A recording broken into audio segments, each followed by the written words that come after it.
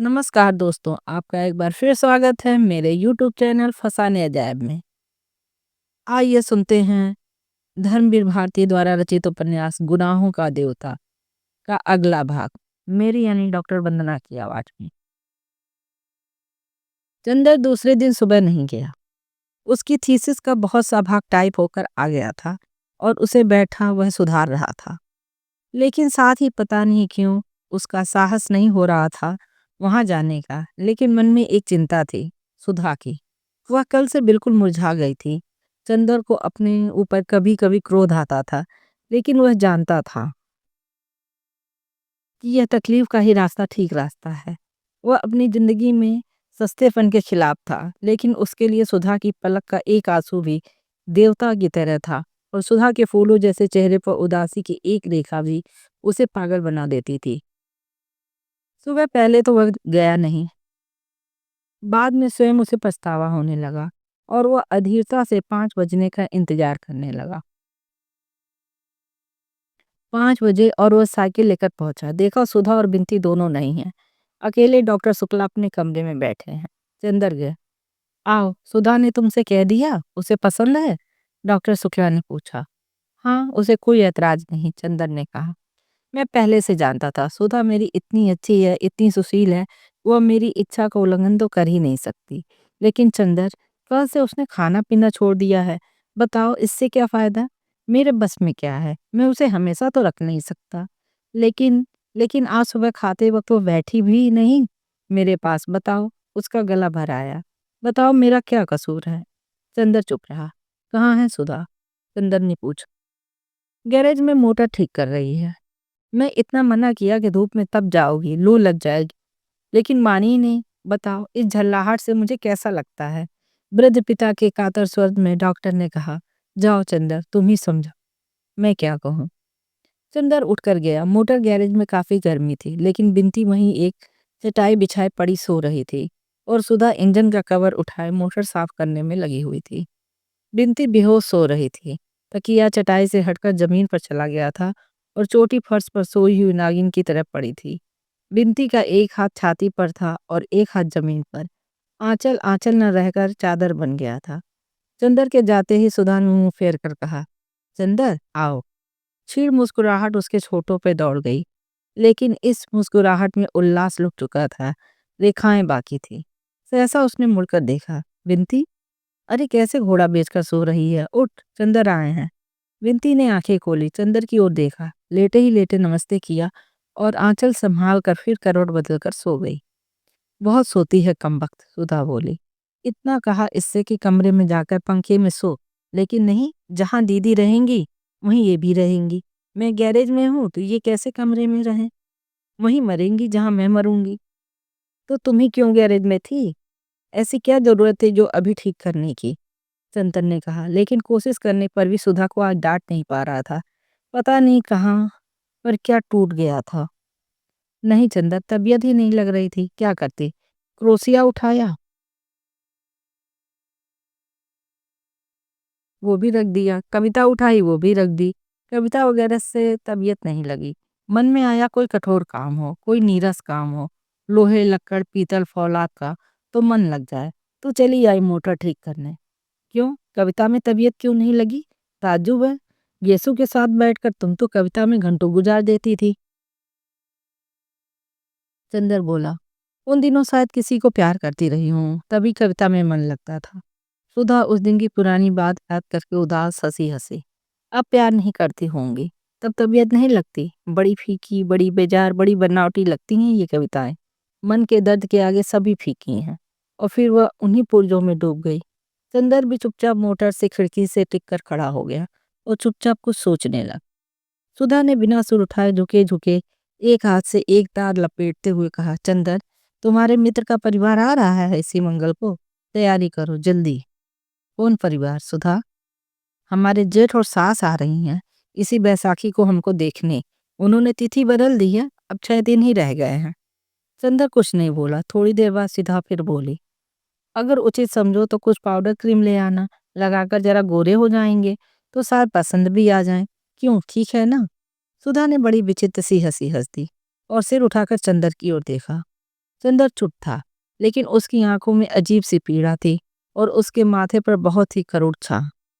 सुधा ने कवर गिरा दिया और चंदर के पास जाकर बोली, क्यों चंदर, बुरा मान गए क्या हमारी बात का?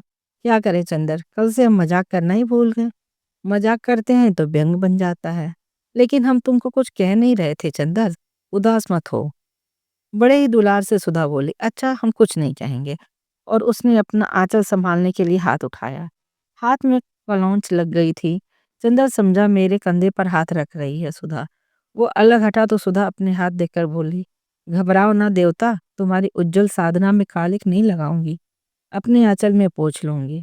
और सचमुच आंचल में हाथ पोंछ कर बोली, चलो अंदर चलें। उठ बिनती बिलैया कहीं की। चंदर को सोफे पर बिठाकर उसी की बगल में सुधा बैठ गई और उंगलियां तोड़ते हुए बोली, चंदर सिर में बहुत दर्द हो रहा है मेरे। सिर में दर्द नहीं होगा तो क्या होगा, इतनी तपिश में मोटर बना रही थी। पापा कितने दुखी हो रहे थे आज। तुम्हें इस तरह करना चाहिए, फिर फायदा क्या हुआ? ना ऐसे दुखी किया, वैसे दुखी कर लिया। बात तो वही रही ना। तारीफ तो तब भी थी कि तुम अपनी दुनिया में अपने हाथ से आग लगा लेती और चेहरे पर सिकन ना आती। अभी तक दुनिया की सभी ऊंचाई समेट कर भी बाहर से वही बचपन कायम रखा है। अब दुनिया का सारा सुख अपने हाथ से लुटाने पर भी वही बचपना, वही उल्लास क्यों नहीं कायम रखती तुम? बचपन, सुधा से। बचपन अब खत्म हो गया चंदर, अब मैं बड़ी हो गई हूँ। बड़ी हो गई हो? कब से? कल दोपहर से। चंदर चंदर चुप रहा। थोड़ी देर बाद फिर स्वयं सुधा ही बोली, नहीं चंदर, 2-3 दिन में ठीक हो जाऊंगी, तुम घबराओ मत। मैं मृत्यु सैया पर होंगी तो भी तुम्हारे आदेश पर हंस सकती हूँ। और फिर सुधा गुमसुम बैठी ही रही। चंदर चुपचाप सोचता रहा और बोला, सुधी, मेरा तुम्हें कुछ भी ध्यान नहीं है? और किसका ध्यान है चंदर? तुम्हारा ध्यान न होता तो देखती मुझे कौन झुका सकता था। आज से सालों पहले जब मैं पापा के पास आई थी तो मैंने कभी नहीं सोचा था कि कोई भी होगा जिसके सामने मैं इतना झुक जाऊंगी। अच्छा चंदर, मन बहुत उचट रहा है, चलो कहीं घूम के आए, चलोगे? चलो, चंदर ने कहा। जाए, बिनती भी जगह लाए, वह कमबख्त तभी पड़ी सो रही होगी। सुधा उठकर चली गई। थोड़ी देर में बिनती आग मलते बगल में चटाई दाबे आई और फिर बरामदे में बैठकर उगने लगी। पीछे पीछे सुधा आई और चोटी खींचकर बोली, चल तैयार हो, चलेंगे घूमने। थोड़ी देर में तैयार हो गए। सुधा ने जाकर मोटर निकाली और बोली चंदर से, तुम चलाओगे या हम? आज हम ही चलाएं, चलो किसी पेड़ से लड़ा देंगे मोटर को आज तो। अरे बाप रे, पीछे से बिनती चिल्लाई, हम तो नहीं जाएंगे। सुधा और चंदर दोनों ने मुड़कर उसे देखा और उसकी घबराहट देखकर दंग रहे। नहीं नहीं, मरेगी नहीं तू, सुधा ने कहा और आगे बैठ गई। बिनती, तू पीछे बैठेगी? सुधा ने पूछा। ना भैया, मोटर चलेगी तो मैं गिर जाऊंगी। अरे कोई मोटर के पीछे बैठने के लिए थोड़ी कह रही हूँ, पीछे की सीट पर बैठेगी? सुधा ने पूछा। ओह, मैं समझी तुम कह रही हो पीछे बैठने के लिए, जैसे बग्गी में साइज बैठते हैं। हम तुम्हारे पास बैठेंगे, बिनती ने मचल कर कहा। अब तेरा बचपन इठला रहा है, बिल्ली कहीं की। चल आ मेरे पास। बिनती मुस्कुराई और जाकर सुधा के बगल में बैठ गई। सुधा ने उसे दुलार से पास खींच लिया। चंदर पीछे बैठा तो सुधा बोली, अगर कुछ हर्ज न समझो तो तुम भी आगे आ जाओ, या दूरी रखनी हो तो पीछे ही बैठो। चंदर आगे बैठ गया, बीच में बिनती, इधर चंदर उधर सुधा। मोटर चली तो बिनती चीखी, अरे मेरे मास्टर साहब। चंदर ने देखा बिसरिया साहब चला जा रहा था। आज नहीं पढ़ेंगे, चंदर ने चिल्लाकर कहा। सुधा ने मोटर रोकी नहीं। चंदर को बेहद अचरज हुआ जब उसने देखा कि मोटर पम्मी के बंगले पर रुकी। अरे यहाँ क्यों? चंदर ने पूछा। यूं ही, सुधा ने कहा, आज मन हुआ कि मिस पम्मी से अंग्रेजी कविता सुने। क्यों, अभी तो तुम कह रही थी कि कविता पढ़ने में आज तुम्हारा मन नहीं लग रहा है। कुछ कहो मत चंदर, आज मुझे जो मन में आए कर लेने दो। मेरा सिर बेहद दर्द कर रहा है और मैं कुछ समझ नहीं पाती कि क्या करूं। चंदर, तुमने अच्छा नहीं किया। चंदर कुछ नहीं बोला, चुपचाप आगे चल दिया। सुधा के पीछे पीछे कुछ संकोच करती हुई सी बिनती भी आ रही थी। मम्मी बैठी कुछ लिख रही थी। उसने उठकर सबों का स्वागत किया। वह कोच पर बैठी थी। दूसरी पर सुधा, चंदर और बिनती। सुधा ने बिनती का परिचय पम्मी से कराया और पम्मी ने बिनती से हाथ मिलाया तो बिनती जाने क्यों चंदर की ओर देखकर हंस पड़ी। शायद उस दिन की घटना याद आ गई थी उसे। सहसा सुधा को न जाने क्या ख्याल आया। बिनती की शरारत भरी हंसी देखकर कि फिर उसने फौरन चंदर से कहा, चंदर तुम पम्मी के पास बैठो, दो मित्रों को तो साथ ही बैठना चाहिए। हाँ, और खास तौर से जब वह कभी कभी मिलते हों। बिन्ती ने मुस्कुराते हुए जोर दिया। पम्मी ने मजाक समझ लिया और बिना शर्माए बोली, हम लोगों को मध्यस्थ की जरूरत नहीं है, धन्यवाद। आओ चंदर, यहाँ आओ। पम्मी ने चंदर को बुलाया। चंदर उठकर पम्मी के पास बैठ गया। थोड़ी देर तक बातें होती रही। मालूम हुआ बर्टी अपने एक दोस्त के साथ तराई के पास शिकार खेलने गया है। आजकल वह दिल की शक्ल का एक पान नुमा दफ्ती का टुकड़ा काट कर उसमें गोली मारा करता है, और जब किसी चिड़िया वगैरह को मारता है तो शिकार को उठाकर देखता है कि गोली हृदय में लगी है या नहीं। स्वास्थ्य उसका सुधर रहा है। सुधा कोच पर सिर टेके उदास बैठी थी। सहसा पम्मी ने बिनती से कहा, आपको पहली दफा देखा है मैंने, आप बातें क्यों नहीं करती? बिनती ने झेप कर मुंह झुका लिया। बड़ी विचित्र लड़की थी, हमेशा चुप रहती थी और कभी कभी बोलने की लहर आती तो गुटुर मुंह करके घर पुंजा देती थी। और जिन दिनों चुप रहती थी उन दिनों ज्यादातर आंखों की निगाह, कपोलों की आसनाई या अधरों की मुस्कान के द्वारा बातें करती थी। पम्मी बोली, आपका फूलों से शौक है क्या? हाँ हाँ, बिनती सिर हिलाकर बोली। चंदर, इन्हें ले जाकर के गुलाब दिखा लाओ, इधर खूब खिले हैं। बिनती ने सुधा से कहा, चलो दीदी, और चंदर के साथ बढ़ गई। फूलों के बीच में पहुंचकर बिनती ने चंदर से कहा, सुनिए, दीदी को तो जाने क्या होता जा रहा है, बताइए ऐसे क्या होगा? मैं खुद परेशान हूँ बिनती, लेकिन पता नहीं कहाँ मन में कौन सा विश्वास है जो कहता है कि नहीं। सुधा अपने को संभालना जानती है, अपने मन को संतुलित करना जानती है, और सुधा सचमुच ही त्याग में ज्यादा गौरवमयी हो सकती है। इसके बाद चंदर ने बात टाल। वह बिनती से ज्यादा बात करना नहीं चाहता था सुधा के बारे में। बिनती ने चंदर को मौन देखा तो बोली, एक बात कहें आपसे, मानिएगा क्या? अगर हम में से कोई अनाधिकार चेष्टा हो जाए तो क्षमा कर दीजिएगा, लेकिन आप और दीदी दोनों मुझे इतना चाहते हैं कि हम समझ नहीं पाते कि व्यवहारों को कहाँ तक सीमित रखूं। बिनती ने सिर झुकाए एक फूल को नोचते हुए कहा। चंदर ने उसकी ओर देखा, क्षण भर चुप रहा, फिर बोला, नहीं बिनती, जब सुधा तुमको इतना चाहती है तो तुम हमेशा मुझ पर उतना ही अनाधिकार समझना जितना सुधा पर। उधर पम्मी ने चंदर के जाते ही सुधा से कहा, क्या आपकी तबीयत खराब है? नहीं तो आज आप बहुत पीली नजर आती हैं। पम्मी ने पूछा। हाँ, कुछ मन नहीं लग रहा था तो मैं आपके पास चली आई कि आपसे कुछ कविताएं सुनूं, अंग्रेजी की। दोपहर को मैंने कविता पढ़ने की कोशिश की तो तबीयत लगी नहीं। शाम को लगा कि अगर कविता नहीं सुनूंगी तो सिर फट जाएगा। सुधा बोली, आपके मन में कुछ संघर्ष मालूम पड़ता है। शायद एक बात पूछूं आपसे? क्या? पूछिए। आप बुरा तो नहीं मानेंगी? नहीं, बुरा क्यों मानूंगी? आप कपूर को प्यार करती हैं, उससे विवाह क्यों नहीं करना चाहती? छी मिस पम्मी, आप कैसी बातें कर रही हैं? उसका मेरे जीवन में ऐसा कोई स्थान नहीं। छी, आपकी बात सुनकर शरीर में कांटे उठाते हैं। मैं और चंदर से विवाह करूंगी? इतनी घिनौनी बात तो मैंने कभी सुनी भी नहीं। माफ कीजिएगा, मैंने यूं ही पूछा था, क्या चंदर किसी को प्यार करता है? नहीं, बिल्कुल नहीं। सुधा ने उतने ही विश्वास से कहा जितने विश्वास से वो अपने बारे में बात कर रही थी। इतने में चंदर और बिनती आ गए। सुधा बोली अधीरता से, मेरा एक एक क्षण कटना मुश्किल हो रहा है, आप शुरू कीजिए, कुछ गाइए। कपूर, क्या सुनोगे? पम्मी ने पूछा। अपने मन की सुनाओ। चलो, सुधा ने कहा कि कविता सुनने को मिली। पम्मी ने अलमारी से किताब उठाई और एक कविता गाना शुरू की। अपनी हेयर पिन निकालकर मेज पर रख दी और उसके बाल मचलने लगे। चंदर के कंधे से वो टिक कर बैठी गई और किताब चंदर की गोद में रख दी। बिनती मुस्कुराई तो सुधा ने आंखों के इशारे से मना कर दिया। पम्मी ने गाना शुरू किया। लेडी नॉर्टन की यह एक गीत था।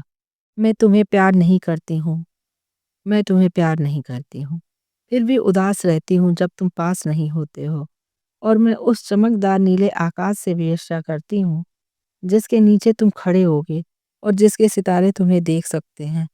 चंदन ने पम्मी की ओर देखा। सुधा ने अपने वश में अपना सिर छुपा लिया। पम्मी ने एक पद समाप्त कर एक गहरी सांस ली और फिर गाना शुरू किया।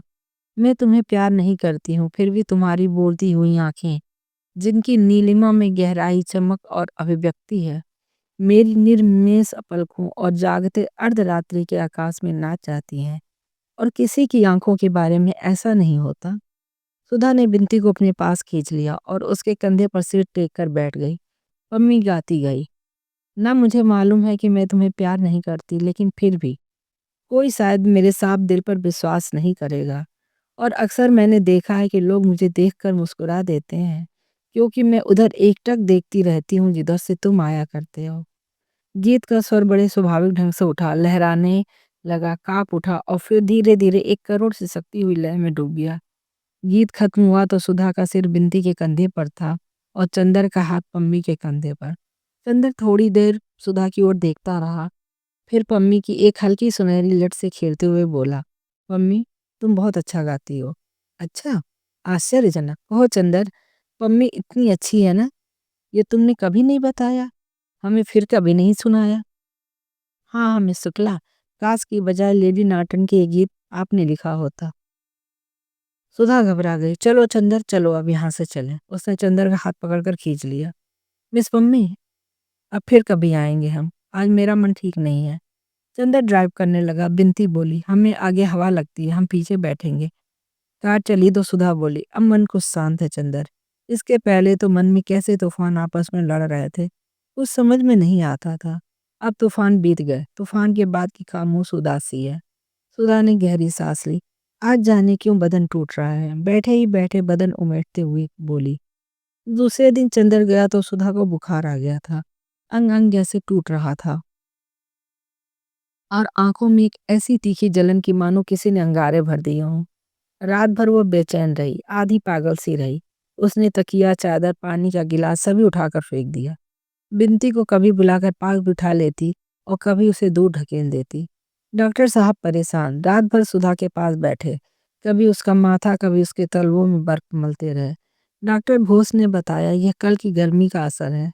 बिनती ने एक बार पूछा, चंदर को बुलवा दें? तो सुधा ने कहा, नहीं, मैं मर जाऊं तो भी, मेरे जीते जी नहीं।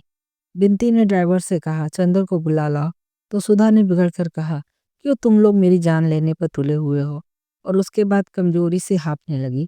ड्राइवर चंदर को बुलाने नहीं गया। जब चंदर पहुंचा तो डॉक्टर साहब रात भर के जागरण के बाद उठकर नहाने धोने जा रहे थे। पता नहीं सुधा को क्या हो गया कल से। इस वक्त तो कुछ शांत है, पर रात भर बुखार और बेचैन रही और एक ही दिन में इतनी चिड़चिड़ी हो गई है कि बस। डॉक्टर साहब ने चंदर को देखते ही कहा।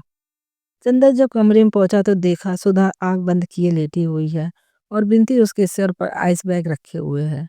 सुधा का चेहरा पीला पड़ गया है और मुंह पर जाने कितनी ही रेखाओं की उलझन है। आंखें बंद हैं और पलकों के नीचे से अंगारों की आग छन कर आ रही है। चंदर की हाथ पाते ही सुधा ने आंखें खोली। अजब सी अग्निय निगाहों से चंदर की ओर देखा और बिनती से बोली, बिनती, इनसे कह दो यहाँ ना आए। बिनती स्तब्ध। चंदर नहीं समझा, पास आकर बैठ गया। बोला, सुधा क्यों पड़ गई ना? मैंने कहा था कि गैरेज में मोटर साफ मत करो। परसों इतना रोई, सिर पटका, कल धूप खाई, आज पड़ी रही। कैसी तबीयत है तुम्हारी? सुधा उधर खिसक गई और अपने कपड़े समेट लिए, जैसे चंदर की छाह से भी बचना चाहती हो, और तेज, कड़वी और हाँफती हुई आवाज में बोली, बिनती, इनसे कह दो जाए यहाँ से। चंदर चुप हो गया और एकटक सुधा की ओर देखने लगा। और सुधा की बात ने जैसे चंदर का मन मरोड़ दिया। कितनी गैरियत से बात कर रही है सुधा। सुधा जो उसके अपने व्यक्तित्व से ज्यादा अपनी थी, आज किस स्वर में बोल रही है। सुधी, क्या तो हुआ है तुम्हें? चंदर ने बहुत ही आहत और बहुत ही दुलार भरी आवाज में पूछा। मैं कहती हूँ, जाओगे कि नहीं तुम यहाँ से? पुकार कर सुधा बोली। कौन हो तुम? मेरी बीमारी पर सहानुभूति प्रकट करने वाले, मेरी कुशल पूछने वाले? मैं बीमार हूँ, मैं मर रही हूँ, तुमसे मतलब? तुम कौन हो? मेरे भाई हो? मेरे पिता हो? कल अपने मित्र के यहाँ मेरा अपमान कराने ले गए थे। सुधा हाँफने लगी। अपमान? किसने तुम्हारा अपमान किया सुधा? मम्मी ने तो कुछ भी नहीं कहा। तुम पागल तो नहीं हो गई हो? चंदन ने सुधा के पैरों पर हाथ रखते हुए कहा। पागल हो गई हूँ? नहीं हुई हूँ तो हो जाऊंगी। उसने पैर हटा लिए। तुम, पम्मी, गेसू, पापा, डॉक्टर सब लोग मिलकर मुझे पागल कर दोगे। पापा कहते हैं ब्याह करो, पम्मी कहती है मत करो, गेसू कहती है तुम प्यार करती हो, और तुम कुछ भी तो नहीं कहते हो। तुम मुझे इस नरक में बरसों से सुलगते देख रहे हो, और बजाय इसके कि तुम कुछ कहो, तुमने मुझे खुद इस भट्टी में ढकेल दिया है। चंदर, मैं पागल हूँ, मैं क्या करूँ? सुधा बड़े कातर स्वर में बोली। चंदर चुप था, सिर्फ सिर झुकाए हाथों पर माथा रखे बैठा था। सुधा थोड़ी देर हाँफती रही, फिर बोली, तुम्हें क्या हक था कल पम्मी के यहाँ ले जाने का? उसने क्यों कल वो गीत गाया और उस गीत में कि मैं तुम्हें प्यार करती हूँ, सुधा बोली। चंदर ने बिनती की ओर देखा। क्यों बिनती? बिनती से मैं कुछ नहीं छिपाता। क्यों पम्मी ने क्या कल कहा था? मैं तुम्हें प्यार नहीं करती, मेरा मन मुझे धोखा दे सकता है। मैं तुमसे सिर्फ जाने क्या करती हूँ। फिर पम्मी ने कल ऐसी बातें क्यों कही? मेरे रोम रोम में जाने कौन सा ज्वालामुखी धधक उठता है ऐसी बातों को सुनकर। तुम क्यों पम्मी के यहाँ लेके गए? तुम खुद ही तो गई थी सुधा, चंदर बोला। तो तुम रोक नहीं सकते थे? तुम कह देते कि मत जाओ, तो मैं कभी नहीं जा सकती थी। तुमने क्यों नहीं रोका? तुम हाथ पकड़ लेते, तुम डांट देते। तुमने क्यों नहीं डांटा? एक ही दिन में मैं तुम्हारी गैर हो गई हूँ? गैर हूं तो फिर क्यों आए हो? जाओ यहाँ से। मैं कहती हूँ जाओ यहाँ से, दांत पीस कर सुधा बोली। सुधा, मैं तुम्हारी बोली नहीं सुनना चाहती, जाते हो कि नहीं? और सुधा ने अपने माथे पर से उठाकर आइस बैग फेंक दिया। बिनती चौंक उठी, चंदर चौंक उठा। उसने मुड़कर सुधा की ओर देखा। सुधा का चेहरा डरावना लग रहा था। उसका मन रो आया। वह उठा, क्षण भर सुधा की ओर देखता रहा और धीरे धीरे कमरे से बाहर चला गया। बरामदे के सोफे पर आकर से झुकाकर बैठ गया और सोचने लगा, ये सुधा को क्या हो गया है? परसों शाम को तो वह इसी सोफे पर सोया था। सुधा बैठी, उसे पंखा झल रही थी। कल शाम को वो हंस रही थी। लगता था तूफान शांत हो गया था। पर ये क्या? अंतर्द्वंद ने यह रूप कैसा ले लिया? और क्यों ले लिया? जब वो अपने मन को शांत रख सकता है, जब वो सभी कुछ हंसते हंसते बर्दाश्त कर सकता है, तो सुधा क्यों नहीं कर सकती?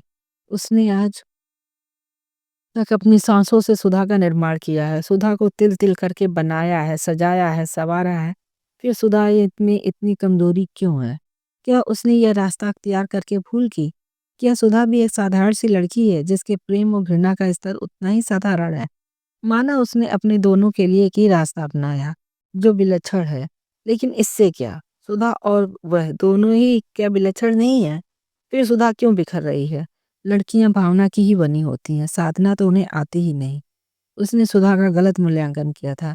क्या सुधा इस तलवार की धार पर चलने में असमर्थ साबित होगी? ये तो चंदर की हार थी। और फिर सुधा ऐसी ही रही तो चंदर? सुधा चंदर की आत्मा है, इसे अब चंदर खूब अच्छी तरह पहचान गया है।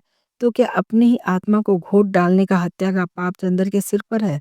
तो क्या त्याग मात्र नाम ही है? क्या पुरुष और नारी के संबंध का एक ही रास्ता है, प्रणय, विवाह और तृप्ति? पवित्रता, त्याग और दूरी के संबंधों को, विश्वासों को जिंदा नहीं रहने दे सकते? तो फिर सुधा और पम्मी में क्या अंतर है? क्या सुधा के हृदय के इतने समीप रहकर, सुधा के व्यक्तित्व में घुल मिलकर और असुधा को इतने अंतर पर डालकर चंदर पाप कर रहा है? तो क्या फूल को तोड़कर अपने ही बटन के होल में लगा लेना ही पुण्य है और दूसरा रास्ता गर्हित है, विनाशकारी है? कि उसने सुधा का व्यक्तित्व तोड़ दिया है? किसी ने उसके कंधे पर हाथ रखा। विचार श्रृंखला टूट गई। बिनती थी। क्या सोच रहे हैं आप? बिनती ने पूछा, बहुत ही स्नेह से। कुछ नहीं, कुछ भी तो नहीं। नहीं बताइएगा, हम नहीं जान सकते हैं। बिनती के स्वर में ऐसा आग्रह था, ऐसा अपनापन था, ऐसी निश्चलता रहती थी कि चंदर अपने को कभी नहीं रोक पाता था, छिपा भी नहीं पाता था। कुछ नहीं बिनती, तुम कहती हो सुधा को इतने अंतर पर मैंने रखा तो मैं देवता हूँ। सुधा कहती है कि मैं अंतर पर रखा तो मैंने पाप किया। जाने क्या किया है मैंने? क्या मुझे कम तकलीफ है? मेरा जीवन आजकल किस तरह घायल हो गया है मैं जानता हूँ। एक पल मुझे आराम नहीं मिलता। क्या उतनी ही सजा काफ़ी नहीं थी जो सुधा को भी किस्मत या दंड दे रही है? मुझी को सभी बेचैनी और दुख क्यों मिल जाता है? सुधा को मेरे पाप का दंड क्यों मिल रहा है? बिनती, तुमसे अब कुछ नहीं छिपा।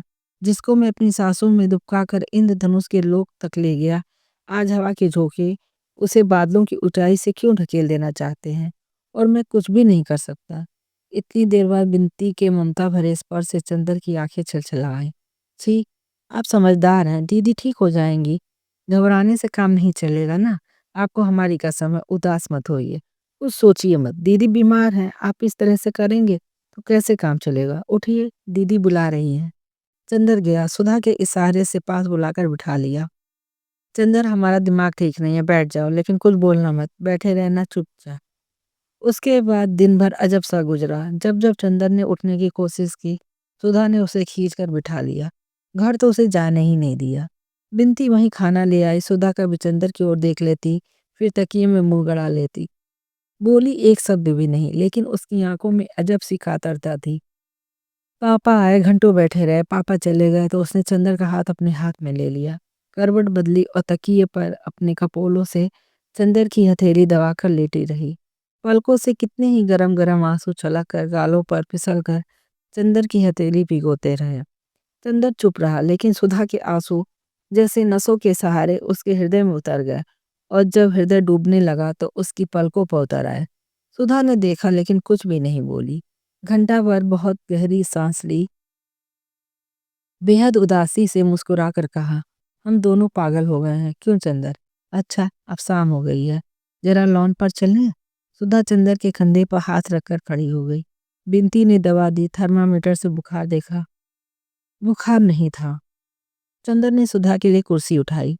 सुधा ने हंसकर कहा, चंदर आज बीमार हो तो कुर्सी उठा रहे हो, मर जाऊंगी तो अर्थी उठाने के लिए भी आना, वरना नरक मिलेगा, समझे ना? छी, ऐसा कुबोल ना बोला करो दीदी। सुधा लान में कुर्सी पर बैठ गई। बगल में चंदर नीचे ही बैठ गया। सुधा ने चंदर का सिर अपनी कुर्सी से टिका लिया और अपनी उंगलियों से चंदर के सूखे होठ छूते हुए कहा, चंदर आज मैंने तुम्हें बहुत दुखी किया ना? क्यों? लेकिन जाने क्यों दुखी ना करती तो आज मुझे वह ताकत ना मिलती जो मिल गई है। और सहसा चंदर के सिर को अपनी गोद में खींचती हुई सुधा ने कहा, आराध्य मेरे, आज तुम्हें बहुत सी बातें बताऊंगी, बहुत सी। बिनती नोटकर जाने लगी तो सुधा ने कहा, कहाँ चली? बैठ तू यहाँ, तू गवाह रहेगी, ताकि बाद में चंदर ये ना कहे कि सुधा कमजोर निकली। बिनती बैठ गई। सुधा ने क्षण भर आंखें बंद कर ली और अपनी बेड़ी पीठ पर से खींचकर गोद में डाल ली और बोली, चंदर आज कितने ही साल हुए जब से मैंने तुम्हें जाना है, तब से अच्छे बुरे सभी कामों का फैसला तुम ही करते रहे हो। आज भी तुम ही बताओ चंदर कि अगर मैं अपने को बहुत संभालने की कोशिश करती हूँ और नहीं संभाल पाती हूँ तो यह कोई पाप तो नहीं? तुम जानते हो चंदर, तुम जितनी मजबूत हो उस पर मुझे घमंड है कि तुम कितनी ऊंचाई पर हो। मैं भी उतना ही मजबूत बनने की कोशिश करती हूँ, उतनी ही ऊँचे उठने की कोशिश करती हूँ। अगर कभी-कभी फिसल जाती हूँ तो ये अपराध तो नहीं? नहीं, चंदर बोला। और अगर अपने इस अंतर्द्वंद के क्षणों में तुम पर कठोर हो जाती हूँ, तो तुम सह लेते हो। मैं जानती हूँ, तुम मुझे जितना स्नेह करते हो उसमें मेरी सभी दुर्बलताएँ धुल जाती हैं। लेकिन आज मैं तुम्हें विश्वास दिलाती हूँ चंदर, कि मुझे खुद अपनी दुर्बलताओं पर शर्म आती है और आगे से मैं वैसी ही बनूँगी जैसा तुमने सोचा है चंदर।